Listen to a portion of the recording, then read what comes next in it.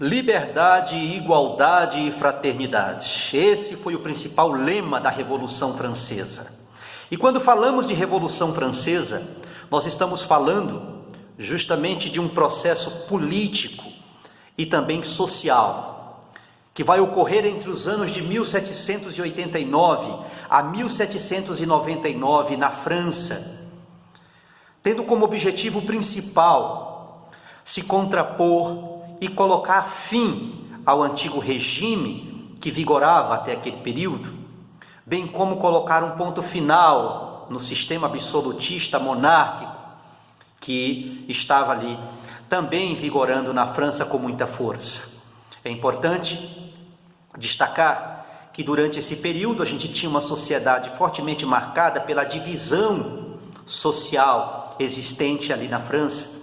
onde a sociedade era dividida em 3 estados. Vamos pensar aqui numa pirâmide. No topo dessa pirâmide você tinha ali o clero, formado pela Igreja Católica Apostólica Romana. No meio você tinha a nobreza, você tinha ali o rei. E na base dessa pirâmide você tinha ali o povão, você tinha ali a burguesia, você tinha ali os artesãos, os operários, os que lavravam a terra, enfim, você tinha aqueles que trabalhavam fortemente para poderem pagar altos impostos, para sustentar e darem a esses 2 estamentos sociais, essas 2 classes sociais que eu citei, tanto o clero quanto o rei, condições de poderem manter as suas regalias, os seus privilégios. Chega-se então um momento em que esse povo não vai mais se contentar em continuar vivendo dessa forma, em continuar vivendo sobre condições extremamente desumanas, tendo que trabalhar arduamente para poder manter as regalias dessas pessoas que estavam na linha de frente e ao mesmo tempo não sendo reconhecidos em nenhum aspecto. Então começa nesse período também a surgir ali ideais libertários advindos dos iluministas,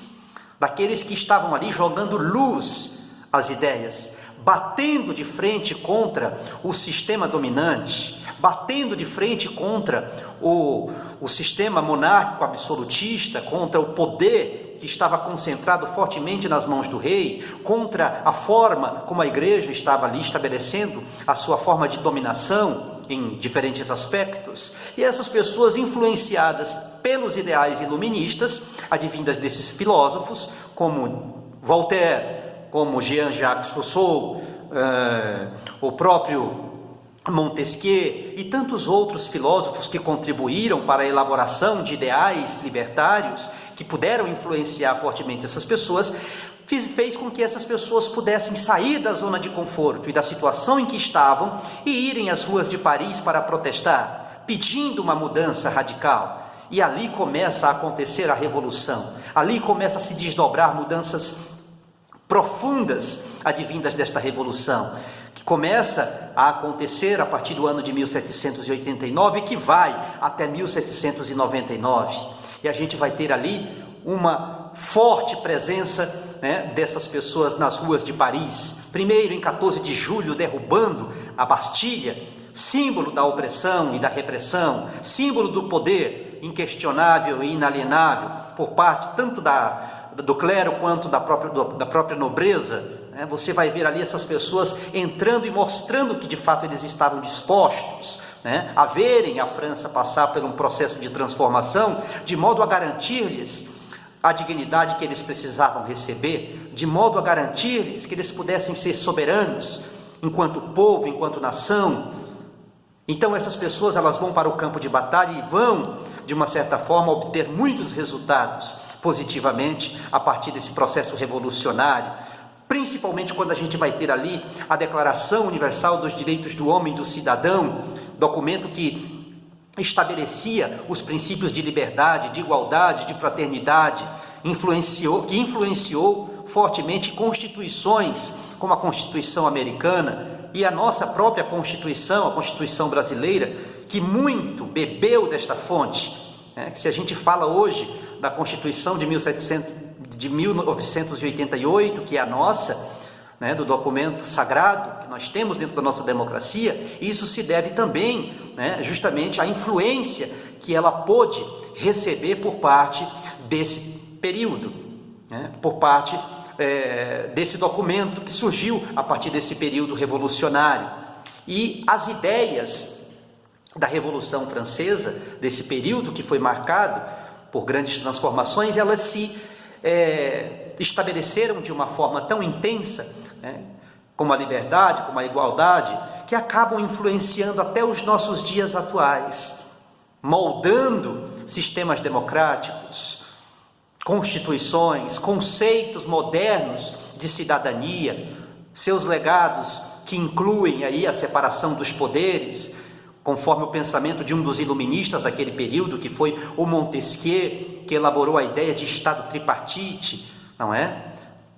Onde uma república, no caso, passa a ser dividida em 3 poderes: poder executivo, legislativo e judiciário. A soberania popular, que também foi algo, né, que influenciou fortemente muitos estados democráticos. Quando a gente fala de soberania popular, a gente também está falando de algo que também surgiu naquele período, que foi os direitos humanos, né, a cidadania. Enfim, o conceito de cidadania, tal como se concebe nos dias atuais, esse movimento que foi a Revolução Francesa, trouxe grandes contribuições para o mundo moderno, grandes contribuições para o mundo contemporâneo, aliás, fazendo com que repensássemos, ou que fosse repensada a forma de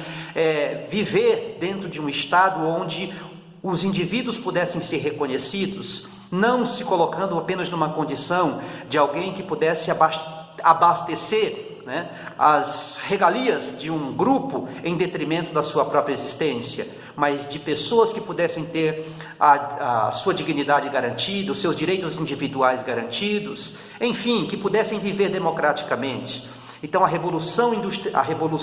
Francesa, né, vai ser algo que vai transformar a França, vai transformar o pensamento popular daqueles que foram para o campo de batalha, que vai exercer forte influência sobre o mundo, mas que também vai continuar inspirando as pessoas, né, em nossos dias, inspirando-nos a partir dos seus ideais libertários, porque esses ideais, eles não morreram, eles continuam vivos. E nós, enquanto cidadãos, que vivemos dentro de uma democracia, que bebeu, né, da fonte do documento tão sagrado que foi consagrado ali durante a Revolução Francesa, que foi a Declaração dos Direitos do Homem, a Declaração Universal dos Direitos do Homem e do Cidadão. Essa sociedade atual, ela ainda continua a beber desta fonte, continua a levar adiante esses ideais libertários de igualdade, de fraternidade, de liberdade, como forma de garantir que todos sejam iguais perante a lei e que todos possam viver em igualdade de condições, tratados pelo Estado não como sub-humanos, mas tratados como sujeitos, indivíduos que formam o Estado e que precisam serem respeitados a partir desses documentos existentes, seja da Constituição Federal que rege o nosso país, seja de outros documentos dos quais o Brasil também é signatário, bem como da própria Declaração Universal dos Direitos do Homem e do Cidadão. Portanto, finalizo aqui dizendo que a Revolução Francesa, ela foi justamente esse momento que ocorre ali durante esses 10 anos e que vai fazer com que houvesse uma mudança profunda em diferentes aspectos, e que esta mudança não ficou restrita apenas à França, mas esta mudança garantiu que outros países pudessem ser influenciados e que pudessem mudar a sua forma de pensar o mundo, mudar as suas ideias, as suas cosmovisões, mudar a forma de tratar o ser humano. Graças ao documento como a Declaração Universal e também das Constituições, que passaram a existir a partir das democracias novas que passamos a ter, nós podemos hoje dizer que esta revolução foi algo extremamente importante para a história da raça humana, para a história de nós, para a nossa história, para a história daqueles que viveram aquele período e para a nossa história na atualidade.